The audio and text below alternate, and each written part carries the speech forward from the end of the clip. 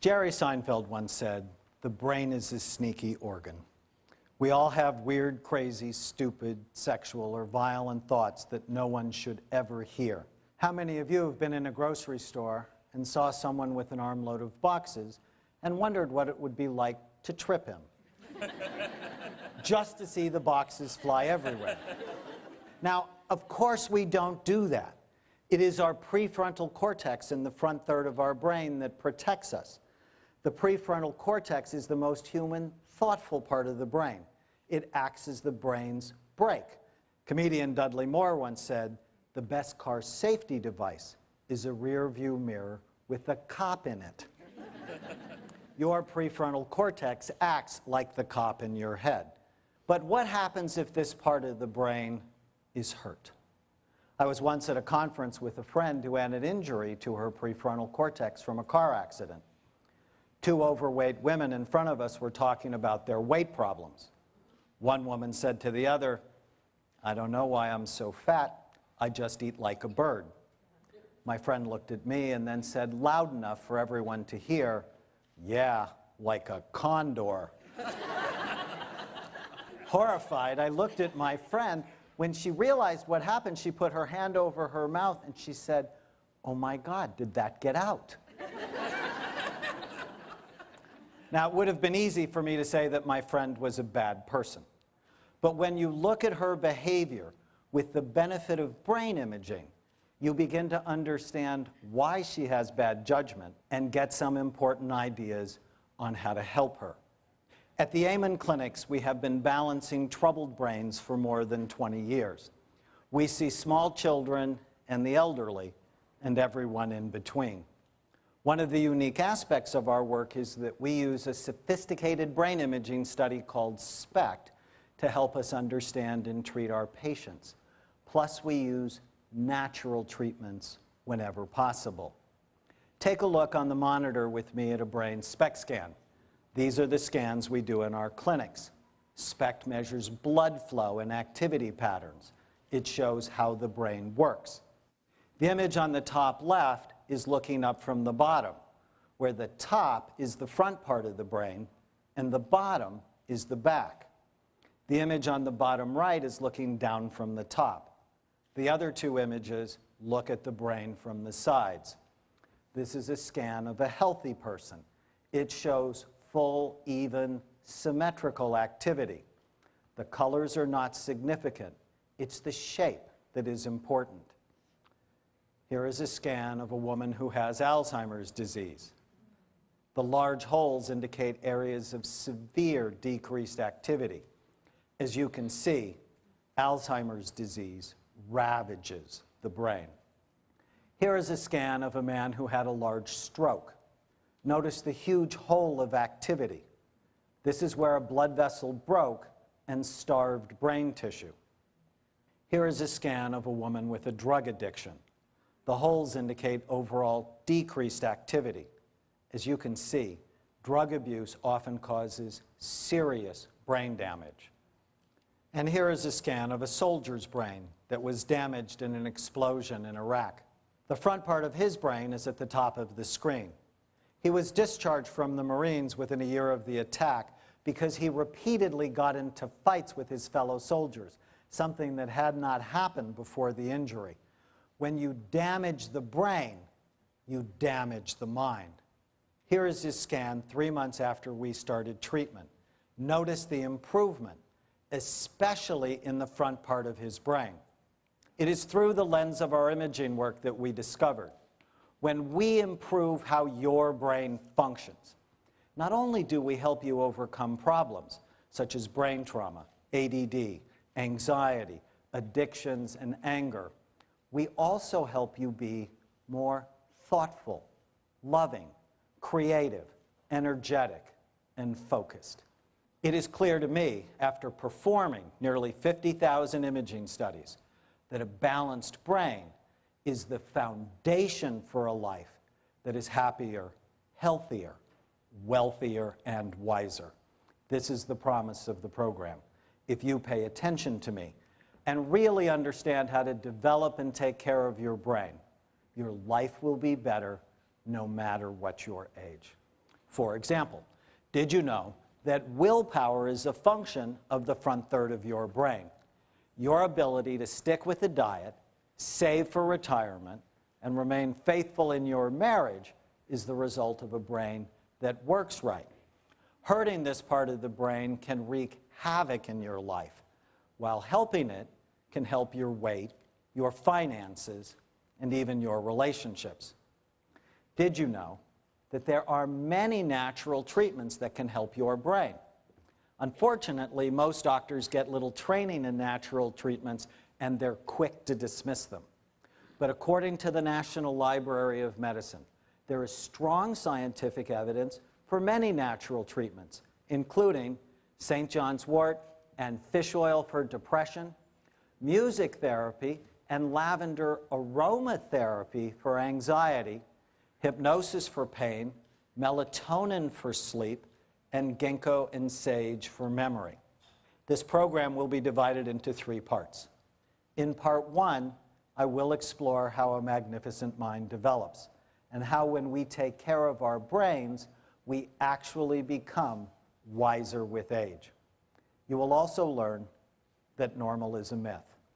Odds are that either you or someone you love will suffer with a brain that is out of balance at some point in life. Knowing how to help the brain is a skill all of us need.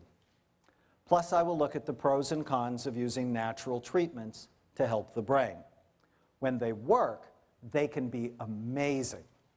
But there are some problems with them that you need to know about. In part 2, I will talk specifically about natural ways to help ADD, anxiety, and depression. Plus, I will give you 4 questions that have the potential to completely change your life. I will also give you 5 practical ways to boost your willpower.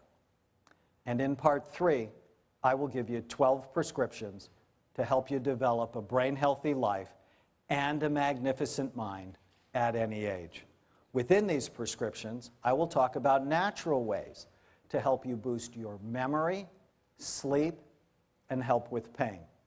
I will also give you a very simple prescription that can add as many as 14 years to your life. Let's start by talking about the wisdom of age. Even though we think of 18-year-olds as adults, their brains are far from finished. Scientists are now learning what insurance companies have known for a long time. When do your car insurance rates change? Age 25. Why? Because that is when you're less likely to get into accidents and cost them money. Here is a graph of activity in the prefrontal cortex across the lifespan. It is based on over 6,000 scans that we have done in our clinics. You can see that a child's brain is very active. But over time, brain activity begins to settle down because unused connections are being pruned and brain cells are being wrapped with a white fatty substance called myelin.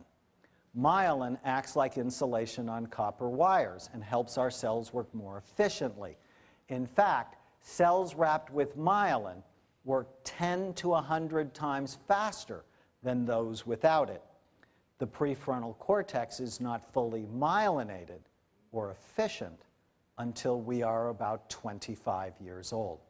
Anything that disrupts myelin formation, such as smoking, drinking, drug abuse, brain trauma, a lousy diet, too much stress, or not enough sleep, can actually delay or damage brain development. We need to do a much better job of taking care of younger brains. Our research also shows a new burst of increased activity in the prefrontal cortex after the age of 50. As I looked at this part of the curve, I began to think of the wisdom of age. Have you ever noticed that many silly things become less important as we age?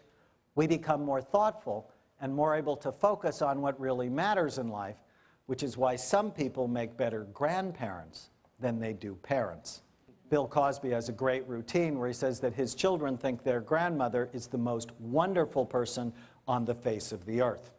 I keep telling my children, he says, that this is not the same woman that I grew up with. You are looking at an old person who is trying to get into heaven. Now, that may be true, but more likely it has to do with the wisdom of age. If you take care of your brain over time, you are more likely to be wiser, as wisdom is a brain function. One of the most important lessons we have learned from looking at tens of thousands of SPECT scans is that what most people think of as mental illnesses, such as bipolar disorder or ADD, are really in large part brain problems. And getting help for these problems is essential to having healthy minds and healthy relationships. For example, if you have attention deficit disorder or ADD, which is generally associated with low activity in the prefrontal cortex, you are more likely to have trouble controlling your behavior. And you may say the first thought that comes into your head. In one study, 75% of people with untreated ADD had relationship problems. Why? How many of you are married? Is it helpful for you to say everything you think in your marriage? Of course not. Relationships require tact. They require forethought. But when you have low activity in the prefrontal cortex, you often say the first thing that comes into your mind, which can get you into big trouble. Many people who need help never get it because they feel embarrassed or ashamed. I find that one of my first jobs with patients is to let them in on a little-known secret. Normal is a myth. From time to time, most of us will need a little help. According to a study sponsored by the National Institutes of Health, 51% of the US population will suffer with a mental illness at some point in life. Anxiety disorders, depression, ADD, and substance abuse are the most common. If you struggle with one of these problems, then I say, welcome to normal. I tell my patients that normal is really nothing more than a setting on a dryer or a city in Illinois. Actually, I once gave a lecture in Normal, Illinois. It was great fun. I got to go to the Normal grocery store. I was interviewed on the Normal radio station, and I was finally able to meet normal women.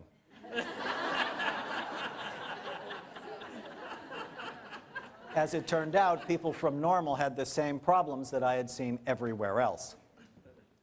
Another important lesson that I've learned from our brain imaging work is that most psychiatric illnesses are not single or simple disorders. They all have multiple types, and giving someone the diagnosis of depression is exactly like giving them the diagnosis of chest pain. Now, why don't doctors give people the diagnosis of chest pain? Because it's a symptom with many different causes. Think with me. What can cause chest pain? Heart attacks, ulcers, gas, muscle pain, stab wounds.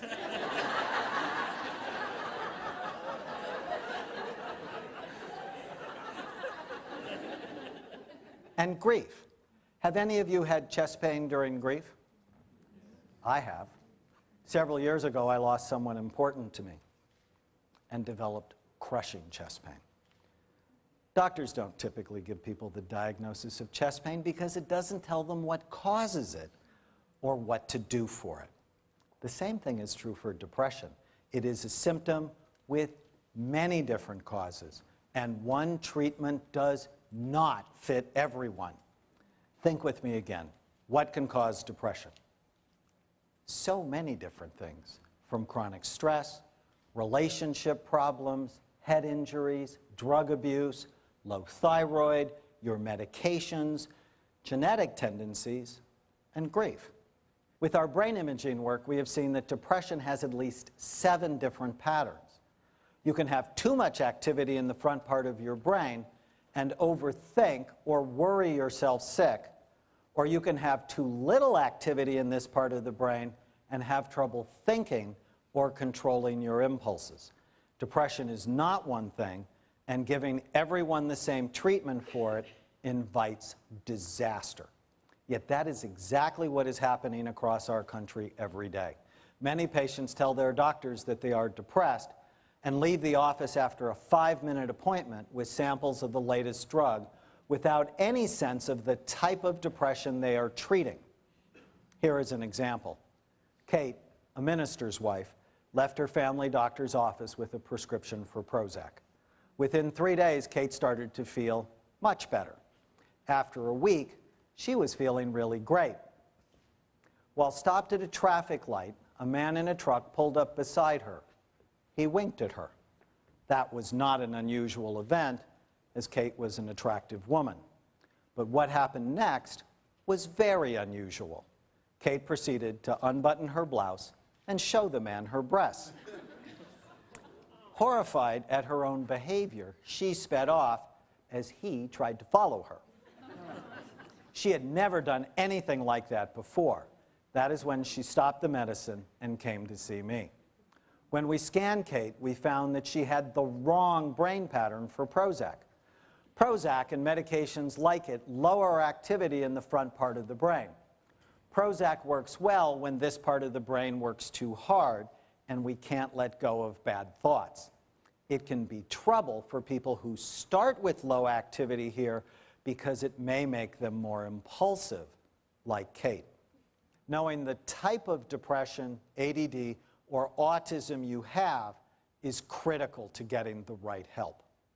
In our clinics, we use SPECT imaging to help us understand and treat the brains of our patients. But a long time ago, I realized that not everyone is able to get a scan. My books are translated into 17 languages, and if you read one in China or Brazil, odds are you're not going to get a scan anytime soon. So based on thousands of scans, we developed a series of questionnaires to help people predict what their scan might look like if they could get one. Then based on the answers, we give suggestions on ways to think about helping the brain with certain natural supplements, medications, and exercises. The questionnaires are found in the program materials, and they are used by mental health professionals around the world. Of course, you should always talk to your doctor. In treating people, one question I always ask myself is, what would I prescribe if this were my mother, my wife, or my child? More and more, after 27 years of being a psychiatrist, I find myself recommending natural treatments. I am not opposed to medications, and I've prescribed them for a long time. But I want you to use all of the tools available. One of the cases that got me interested specifically in natural treatments involved my own niece. When she was 7, my sister brought her to see me for problems with moodiness and her temper. I tried her on a number of medications without any success. My sister was calling me upset 3 times a week. I kept using stronger and stronger medicines. But medicines are not without side effects. And when my niece started to gain weight, I stopped them and decided to try her on a group of natural supplements that I'd heard about from a colleague. One day, about 4 months later, I realized that I hadn't heard anything from my sister in a long time. So I called her and said, "Hey, don't you love me anymore? How's my niece?" She said, "Danny, you cannot believe the difference in her. She is so much better. She is calmer, more compliant, and she's getting straight A's in school. The supplements have had long-term benefits for her without any side effects." Over time, I began to wonder why I didn't start with natural supplements and then use medicines if the supplements didn't work. So let's talk about the pros and cons of using natural supplements to help the brain. To start, they are often effective. They have dramatically fewer side effects than most prescription medications, and they are significantly less expensive. Plus, you never have to tell an insurance company that you've taken them.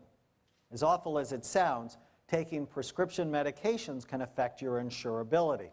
I know many people who have been denied or made to pay higher rates for insurance because they've taken psychiatric medications. If there are natural alternatives, they are worth considering. Yet natural supplements also have their own set of problems. Even though they tend to be less expensive than medications, they may be more expensive for you because they are usually not covered by insurance. Many people are unaware that natural supplements can have side effects and need to be thoughtfully used. Just because something is natural does not mean it is innocuous. Both arsenic and cyanide are natural, but that doesn't mean they are good for you. For example, St. John's wort, one of my favorite natural antidepressants, can cause sun sensitivity, and it can also decrease the effectiveness of a number of medications, such as birth control pills. Oh, great! Get depressed, take St. John's wort from the grocery store, now you are pregnant when you don't want to be. That may not be a good thing. One of the major concerns about natural supplements is the lack of quality control. There is variability, and you need to find brands you trust. Another disadvantage is that many people get their advice about natural supplements from the teenage clerk at the health food store, who may not have the best information for you. But even when looking at the problems, the benefits of natural supplements make them worth considering, especially if you can get thoughtful, research-based information. In this program, I will give you many suggestions on natural ways to enhance your brain. All of the suggestions are research-based, and over 400 references are found in the program materials. When we come back, I will talk about natural ways to help ADD, anxiety, and depression. Plus, I will give you 4 questions that may completely change your life as they have changed mine. I will also give you 5 practical ways to boost your willpower. It is your support of public television that makes this show possible. Please support this station and don't go away.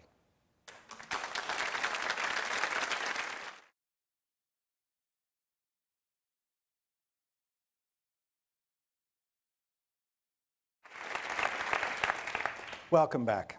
In this segment, we'll talk about natural ways to help ADD, anxiety, and depression.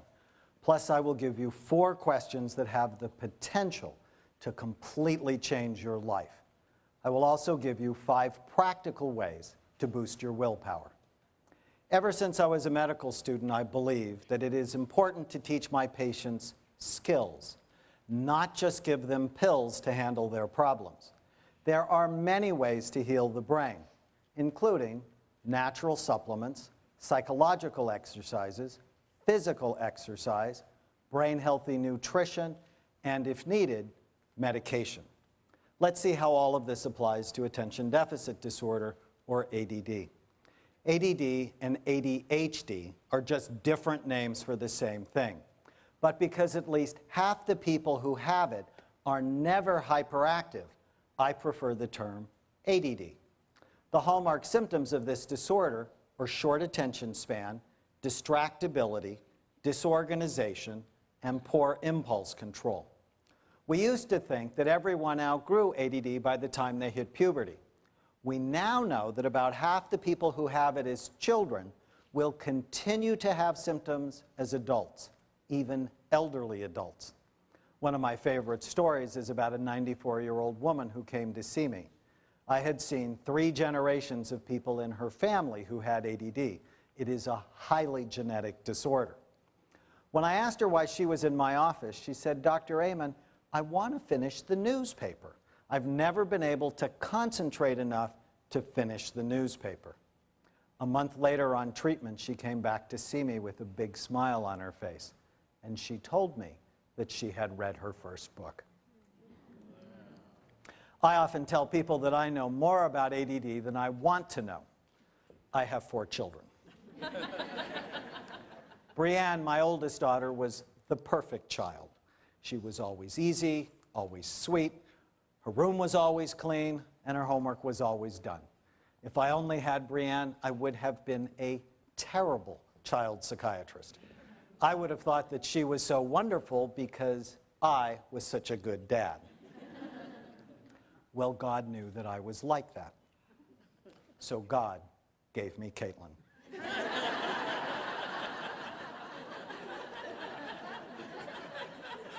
Hyperactive from before birth, we thought Caitlin was going to be a boy, because the lore is that the more active a baby is inside his mother's womb, the more likely he is to be a boy.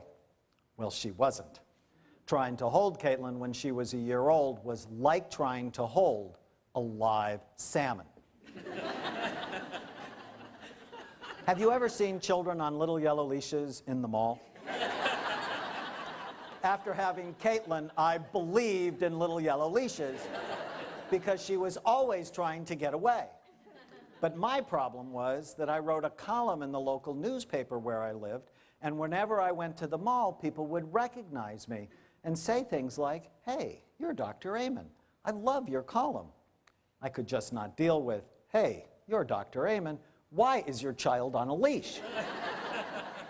So what I used to do with Caitlin was put her in her stroller and tie her shoelaces together so she couldn't get out. Now, I'm not proud of that, but when you have a hyperactive child, you do things just to survive. Short attention span is the main symptom of ADD, but it is not short attention span for everything. People with ADD have trouble with regular, routine, everyday attention, the kind of attention that makes life work, such as doing your homework, chores, or paperwork.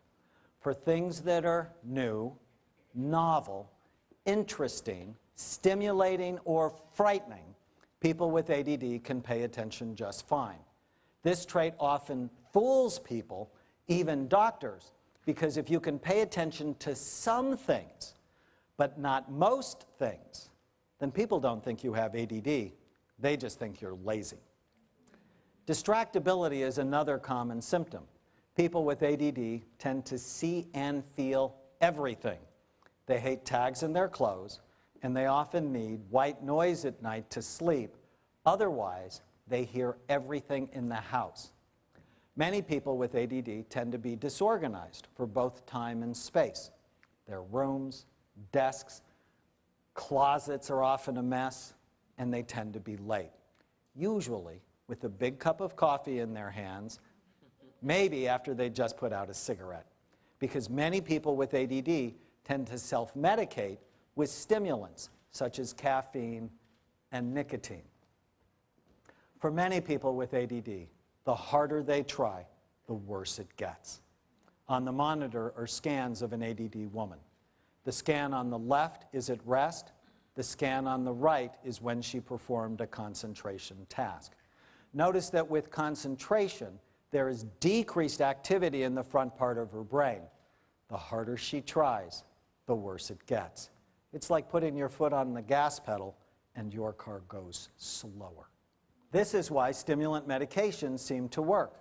They prevent this shutdown from occurring so people can concentrate. Here is a before and after scan of Joan, a 62-year-old woman who suffered with ADD, low energy, and memory problems her whole life.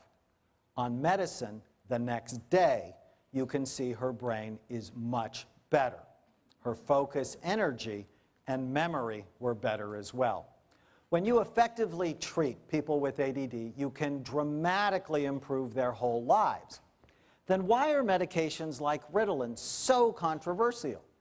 Because they work for some people with ADD, and they make others much worse. Until I started doing scans, I had no idea why. With our brain imaging work, what we found out was that ADD was not one thing, it was at least 6 different things. And giving everyone the same treatment, say Ritalin, helped some people, but invited disasters in others. Here is an example. Chris, age 12, had all of the symptoms of ADD.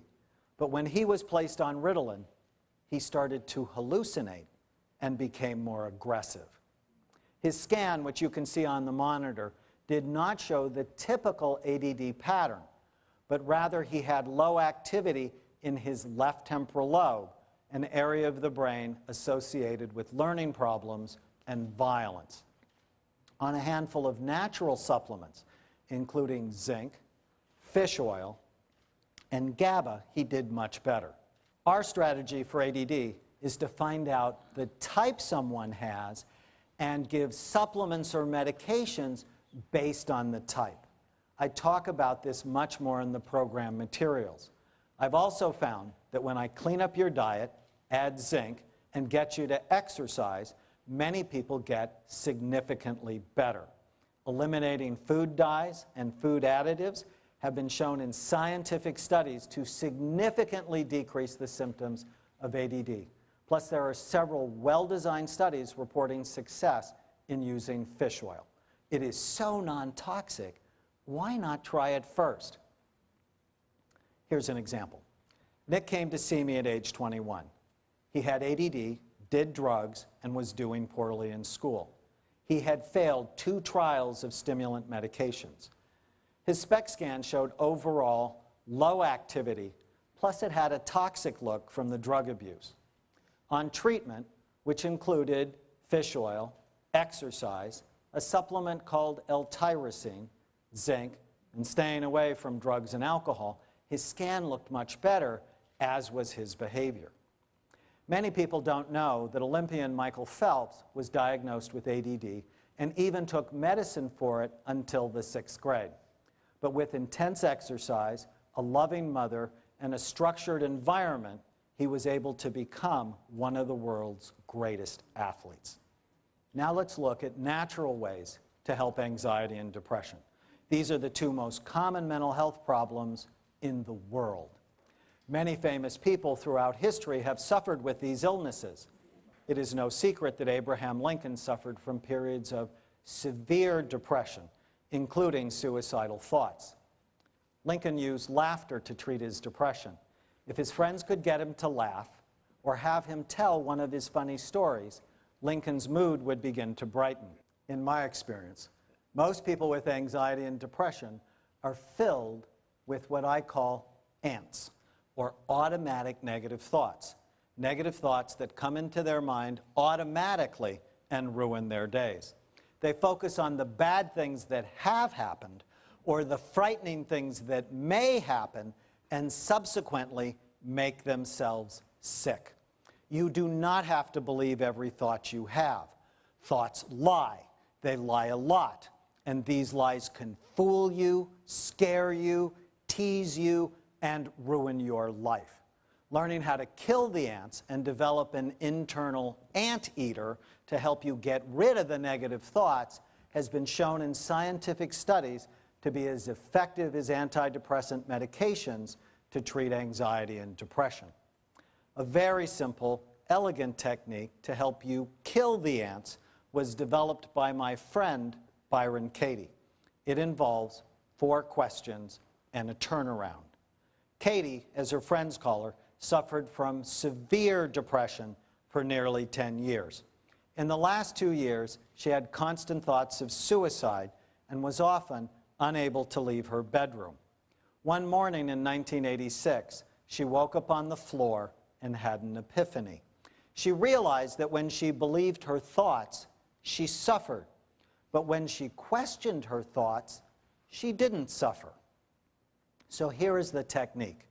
Whenever you feel sad, mad, or nervous, write down the thought or thoughts that are bothering you. Then for each thought, ask yourself these 4 questions. Number 1, is it true? Is the stressful or negative thought true? Number 2, can I absolutely know that it's true with 100% certainty? Number 3, how do I feel when I believe that thought? Number 4, who would I be without the thought? Or how would I feel if I didn't have the thought? Then after you answer the 4 questions about each thought, take the original thought and turn it around to its opposite. And then ask yourself, if the turnaround is not true, or in fact, even more true than the original thought, sometimes the turnarounds will completely blow your mind. Here is an example. Rosemary's husband of 34 years died of cancer. Rosemary was the alumni director at my college, and we have been friends for many years. After John's death, she was very sad and lonely. I helped her work through some of her grief. 2 years after John died, Rosemary wanted to start dating again. She loved being in a close relationship, but she told me no one would ever want a 75-year-old woman. So we worked on that thought. Question number 1, I asked her, is it true that no one would ever want a 75-year-old woman? Yes, she said, I'm too old to date. Question number 2, can you absolutely know that it's true that no one would ever want a 75-year-old woman? No, she said. Of course I can't know that for sure. Question number 3, how do you feel when you have that thought? No one would ever want a 75-year-old woman. I feel sad, hopeless, angry at God, overwhelmed by my loneliness. Question number 4, who would you be, or how would you feel, if you didn't have the thought, no one would ever want a 75-year-old woman? Well, I would feel much happier, more optimistic. I would feel more like my usual self. Okay, now turn the original thought around. No one would ever want a 75-year-old woman. What is the opposite? Someone will want a 75-year-old woman. Okay, which is truer? I don't know, she said, but if I act like no one will want me, then no one will want me. After our exercise, Rosemary started dating again. A year later, she met Jack. When I sat with Rosemary and Jack for the first time, it felt like I was with two 15-year-olds who had just fallen in love. They were married May 4th, 2007. All of us need a way to correct our thoughts. Just think about what would have happened to Rosemary if she didn't kill the ants that were stealing her happiness and robbing her joy. I have seen these 4 questions dramatically change people's lives, including my own. I talk much more about them along with other techniques to help anxiety and depression in the program materials. Based on our imaging work, we have described 7 different types of anxiety and depression. Knowing which type you have is essential to getting the right help. In the program materials, there is a questionnaire that helps people recognize what type they may have and what might be the best treatment. For example, the natural treatments, St. John's wort or 5-HTP, tend to work for people who worry or overthink things, while the supplement SAMe is better for people with low energy depressions and pain. Also, I encourage all of my patients to exercise because it boosts blood flow and nutrients to the brain and has been shown to be effective in helping depression.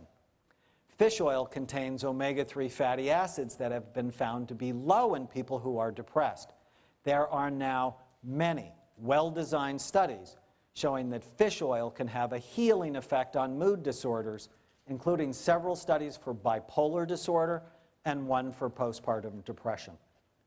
For anxiety disorders, I worry about using the typical anti-anxiety medications such as Xanax, because on SPECT scans I see that they cause overall decreased activity in the brain, much like alcohol.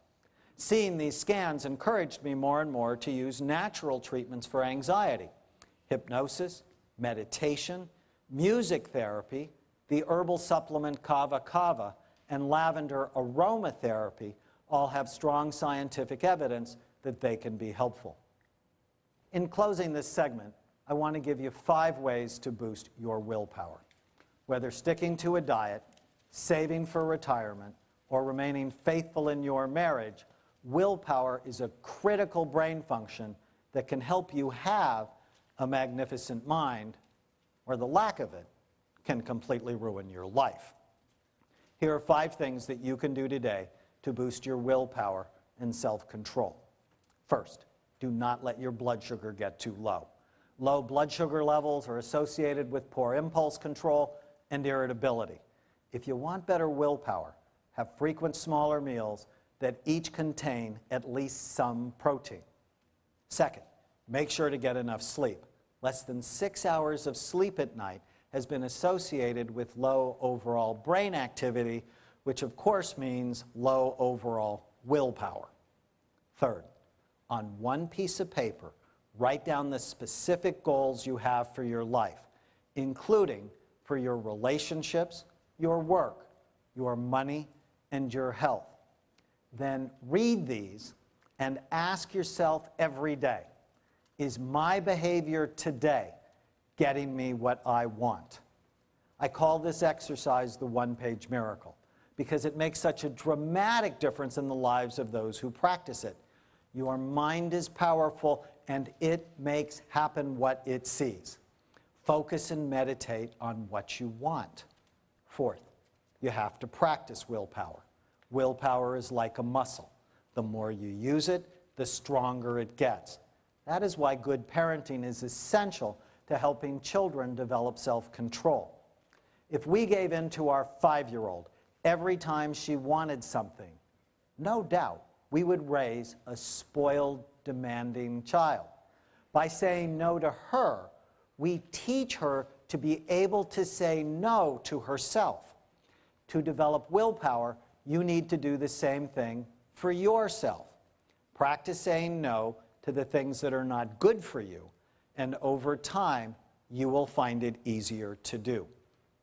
And fifth, balance your brain chemistry. Illnesses such as ADD, anxiety, and depression decrease willpower. Getting help for these problems is essential to being in control of your life. Research also suggests that supplements such as 5-HTP and green tea can help balance brain function and promote weight loss. As I've said before, of course it depends on what your brain specifically needs. When we come back, I will give you 12 prescriptions to help you develop a brain-healthy life and a magnificent mind at any age. Within these prescriptions, I will talk about natural ways to boost your memory, sleep, and help with pain. I will also give you a very simple prescription that can add as many as 14 years to your life. Remember, it is your support of public television that makes this show possible. Please stay with us. We'll be right back.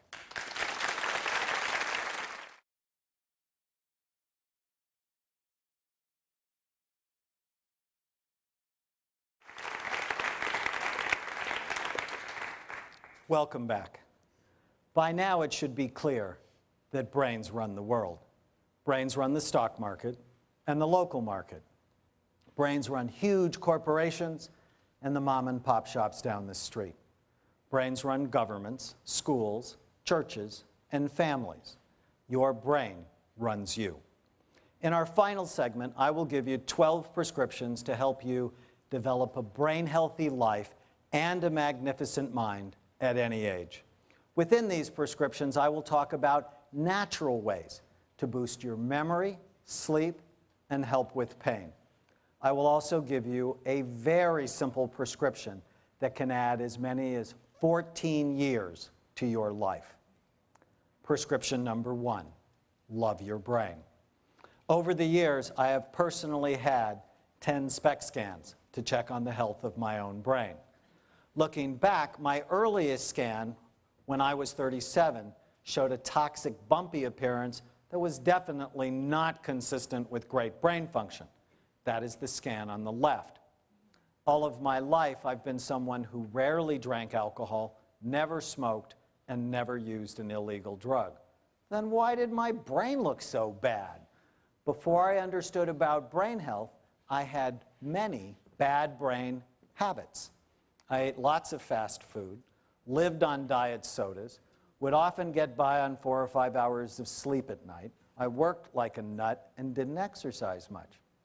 My last scan at age 52, the one on the right, looks healthier and much younger than my first scan, even though brains typically become less active with age. Why?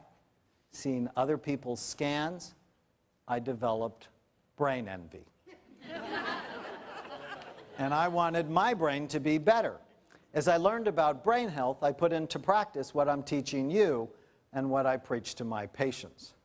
Loving your brain is the first step toward creating a brain-healthy life. Prescription number 2, protect your brain. Your brain is soft and your skull is hard.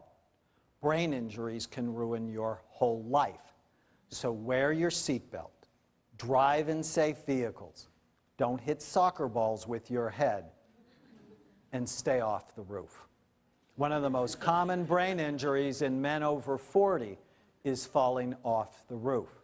This is a scan of a man who fell off his roof. Prescription number 3, stop poisoning your brain. Do not put toxic substances in your body. If you poison your brain, you poison your mind. So not much alcohol, no illegal drugs, including marijuana, stop smoking, limit your caffeine intake, and stop using cleaning products without good ventilation. Here is our drug education poster that now hangs in over 50,000 schools around the world. It shows a healthy brain surrounded by drug and alcohol-affected brains. It asks the question, which brain do you want? That is a question you should always ask yourself. Prescription number 4, protect your memory. It is critical to take early memory problems seriously and not just dismiss them as normal aging. According to a study from UCLA, 95% of people with Alzheimer's disease are not diagnosed until they are in the moderate to severe stages of the disorder, when not much can be done. Bob, one of my best friends, had a SPECT scan to check on the health of his brain. His mother had Alzheimer's disease, and he wanted to do everything possible to avoid it. At age 64, his scan was already starting to show the typical Alzheimer's pattern. If you put your hands on your head and your thumbs in your ears, that will help you remember the Alzheimer's pattern, which is low activity in the parietal lobes at the top back part of your brain, which helps us with direction sense, and low activity in your temporal lobes, which are underneath your temples and behind your eyes, which are more directly involved with memory. On memory tests, Bob was already starting to show a problem. But since we caught it early, we were able to make substantial improvements for him. The earlier we know about a problem, the more we can do for it. Early detection is crucial. I think people should be screened yearly after the age of 50 for memory problems using simple paper and pencil tests. One is given in the program materials. And then use more sophisticated tests if potential problems show up. When I turned 50, my doctor wanted me to have a colonoscopy.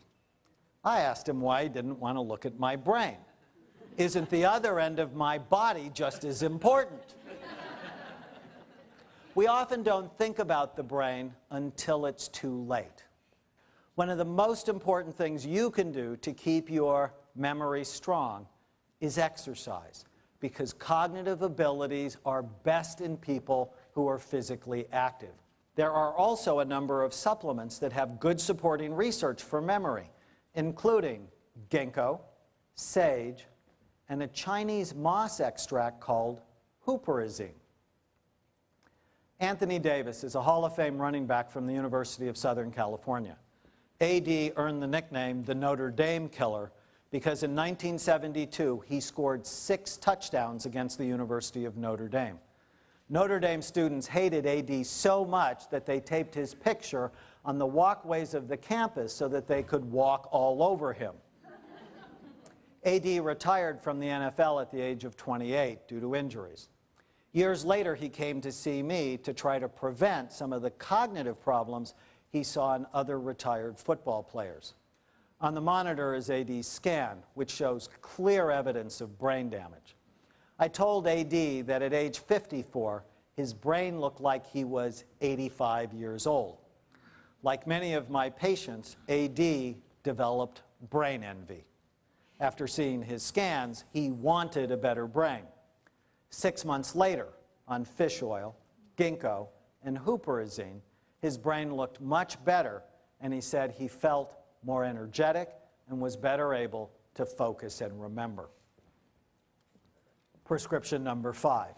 Good sleep is essential to the health of your brain. Unfortunately, 60 million Americans have trouble sleeping, which affects their moods, memory, and ability to concentrate. It is estimated that sleep-deprived people cause more accidents than drunk drivers.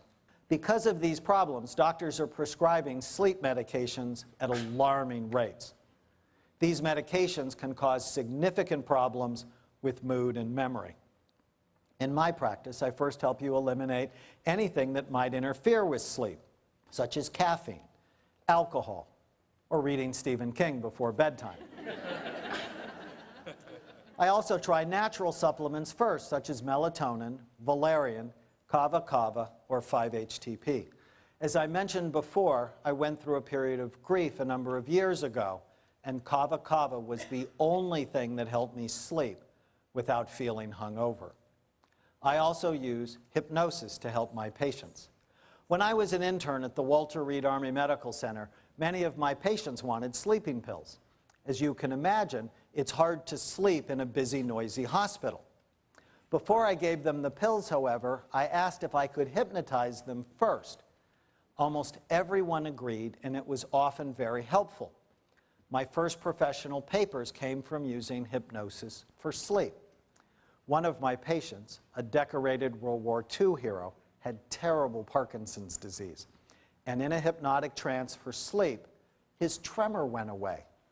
When I told the attending neurologist about it the next morning, he thought I was crazy. So I repeated the exercise in front of him, and it became my first professional paper.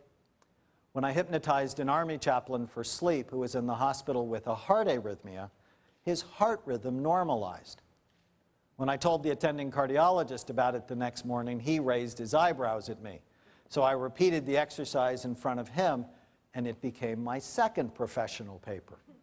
Hypnosis and self-hypnosis are very powerful tools to help us gain mastery over our own minds and bodies, and can be very helpful for sleep, as well as for anxiety and pain.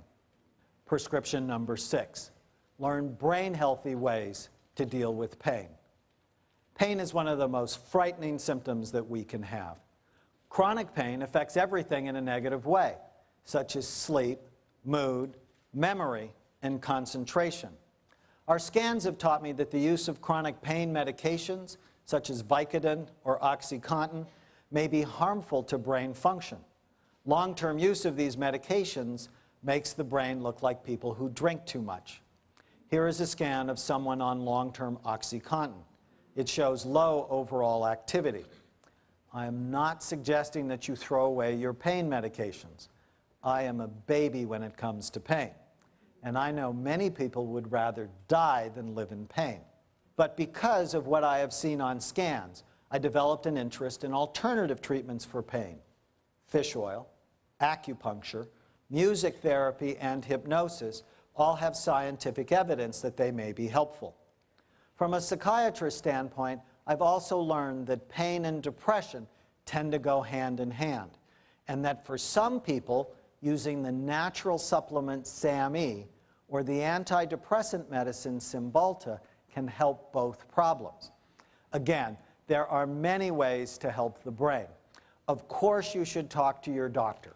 If he or she does not know much about natural supplements, as many of us were not taught about them in school, sometimes a naturopath can be helpful. One other thought on pain. Try getting rid of all of the artificial sweeteners in your diet. When I was 37, I had arthritis. I had trouble getting up off the floor after playing with my children. As part of developing a brain-healthy life, I got rid of the diet sodas. Within a month, my pain went away. I don't think artificial sweeteners do that to everyone, but if you hurt, it might be something to consider. Prescription number 7, you need a brain-healthy diet. What does that mean? Lean protein, such as turkey or chicken. Low glycemic, high fiber carbohydrates, which means carbohydrates high in fiber that do not raise your blood sugar, such as whole grains and green leafy vegetables. And healthy fats that contain omega-3 fatty acids found in foods such as tuna, salmon, avocados, and walnuts. Along the same lines, teach your children to eat right. Exposure equals preference. What you feed your children is eventually what they will want. Chloe, our 5-year-old, believes that blueberries are God's candy and that raw red bell peppers are to die for. Why? She knows about her brain and wants to do everything she can to make it better. She frequently asks me if this is good for my brain or bad for it. You should ask yourself the same question. Prescription number 8, physical exercise. It is literally the fountain of youth because it boosts blood flow to the brain. Plus, it increases chemicals that are important for learning, memory, and stimulating the growth of new brain cells. 30 minutes, 3 or 4 times a week is all you need. If you don't know what to do, walk fast, like you're late. Prescription number 9, mental exercise. Okay, once you exercise and boost blood flow to your brain, you then need mental exercise. In one study of lab rats, exercise was found to generate new cells in the learning and memory centers of the brain. These new cells lasted for about 4 weeks. If they were not stimulated by new learning, they died off. If you stimulate new brain cells by using them, by learning something new, they connect to other cells and become part of the fabric of your brain. This is why people who only work out at the gym are not nearly as smart as people who work out and then go to the library. Learning new dance steps is a great mental exercise because it involves learning, coordination, music, and physical exercise. All of these things are great for your brain. Crossword puzzles, learning a musical instrument, or exploring a new country or a new language with enthusiasm can also help. Exercise plus lifelong learning plus a healthy diet and limiting alcohol and tobacco will help keep your brain young and strong. In fact, researchers from the University of Cambridge found that people who did not do these things died early. People who drank heavily, smoked, didn't exercise, and had poor diets at the age of 60 had the same risk of dying as someone with a healthy lifestyle who was 74. You can add up to 14 years to your life by doing simple things to take care of your brain and your body. Prescription number 10. Notice what you love about your life a lot more than what you don't. I once did a study with psychologist Noelle Nelson on the power of appreciation. I scanned her twice.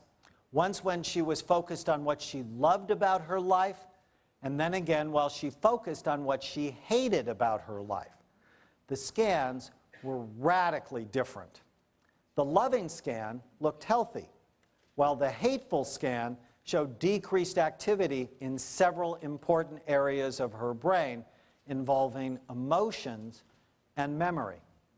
Other studies, too, have found that focusing on negative thoughts changes the brain in a negative way. Creativity, learning, and imagination all go down with negative emotion, while focusing on positive, happy, hopeful thoughts helps both the brain and you work better. Here is a very simple exercise. Write down 5 things you are grateful for every day, and then meditate on these things throughout the day. This exercise has been shown in scientific studies to increase your overall level of happiness in just 3 weeks. Prescription number 11. Notice what you love about other people a lot more than what you don't. I collect penguins. I now have over 2,000 penguins. I have penguin anything that you can imagine. From penguin pens, cups, dolls, puppets, hats, ties, shirts, sewing kits, a penguin vacuum, and even a penguin weather vane. Many people ask me how this obsession started. When my son was 7 years old, I took him to a place called Sea Life Park in Hawaii. It's a sea animal park. At the end of the day, I took Anthony to see the Fat Freddy show. Freddy was an amazing, short, fat penguin. On cue, he dove from a high diving board, he bowled with his nose, counted with his flippers, jumped through a hoop of fire. Toward the end of the show, the trainer asked Freddy to go get something. Freddy went and got it and brought it right back. Whoa, I thought to myself, I asked this kid to get something for me, and he wants to have a discussion for 20 minutes. And then he doesn't want to do it. And I knew my son was smarter than the penguin. So I went up to the trainer afterwards and asked her how she got Freddy to do all these really cool things. And the trainer looked at my son, and then she looked at me, and she said, unlike parents, whenever Freddy does anything like what I want him to do, I notice him. I give him a hug, and I give him a fish. And even though my son didn't like raw fish, the light went on in my head that whenever he did things I liked, I paid no attention to him at all because I was a busy guy. But when he didn't do what I wanted him to do, I gave him a ton of attention because I didn't want to raise bad children. I was inadvertently teaching him to be a little monster in order to get my attention. So I collect penguins as a way to remind myself to notice the good things about the people in my life a lot more than the bad things. Penguins might also help you. Prescription number 12, develop resilience. Chris had anxiety and trouble breathing when he first came to see me. He was 16 years old and was born without some of the bones in his face. He had undergone 21 surgeries to fix the deformity. His face was scarred and looked like an old railroad yard. His panic started when the doctor put the anesthesia mask over his face for the 20th surgery. His mother brought Chris to see me because she worried he had at least 2 more surgeries to go. A few sessions of hypnosis easily cleared up his anxiety. As I got to know Chris, I came to believe that despite his anxiety, he was the healthiest person I had ever met. He was president of his 10th grade class, got straight A's in school, and had a girlfriend he adored. He also had clear goals and a great attitude. After his anxiety was better, I continued to see him without cost. I had to know why he was so healthy, despite his circumstances. For the most part, doctors study illness, not resilience. I came to believe that there were 3 reasons for Chris's emotional strength. He had no excuses, an optimistic attitude, and a great brain. First, there were no excuses. Chris's mother never allowed his illness to be an excuse for anything. She suffered for her son, but early in his illness she realized that babying him would only handicap him. He still did chores, was expected to do well at school, and participated with other kids even when they made fun of him. She helped him rehearse what to say when the other kids were cruel, which they were. When he didn't get upset by the teasing, the other kids came to be his friends. Second, Chris was an optimist. In listening to his speech, he almost always saw the positive side of things. He did not see his condition as a handicap. But when he talked about it, he said, "Everyone has something. This is my problem. At least I don't have cancer." Lastly, I did not need a scan to know that Chris had a great brain. He was flexible, focused, and positive and honest in his thinking.